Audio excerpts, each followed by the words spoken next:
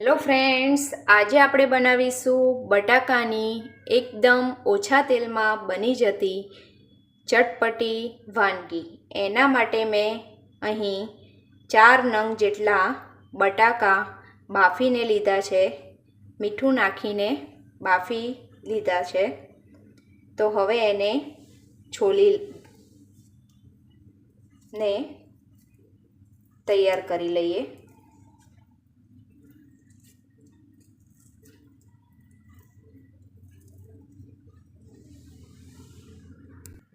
અહીં મેં ચારેય બટાકાને છોલી લીધા છે। એને આ રીતે પતલી સ્લાઇસમાં કટ કરી લઈએ। આ જ રીતે બધા બટાકાને કટ કરી લઈએ। અહીં મેં બધા બટાકાને આ રીતે કટ કરી લીધા છે।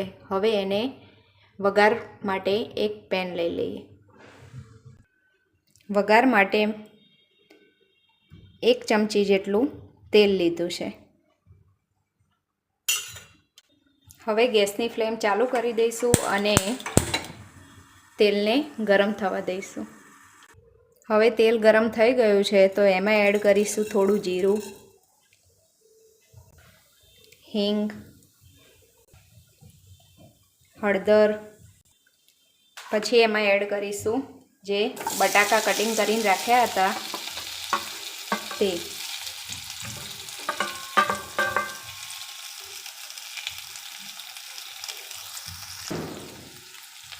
અડધી ચમચી ધાણા જીરું પાવડર, લાલ મરચું પાવડર, મીઠું મેં બાફવા ટાઈમે એડ કર્યું હતું તો અત્યારે હું સ્વાદ પ્રમાણે થોડું જ એડ કરી રહી છું। 1 ચમચી ખાંડ, ગરમ મસાલો, ચાટ મસાલો, આમચૂર મસાલો, ચીલી ફ્લેક્સ। હવે બધી વસ્તુને બટાકા સાથે હળવા હાથે મિક્સ કરી લઈએ।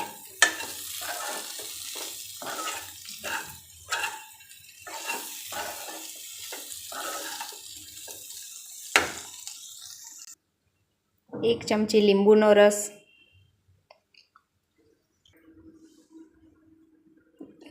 થોડા ધાણા એડ કરીને હળવા હાથથી બધી વસ્તુને મિક્સ કરી લઈએ।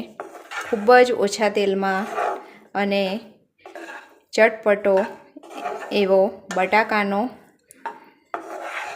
નાસ્તો તૈયાર છે। તો એને સર્વિંગ બાઉલમાં સર્વ કરી લઈએ। તમે પણ મારી આ રીતથી એકવાર જરૂરથી બનાવજો, ખૂબ જ ટેસ્ટી લાગશે।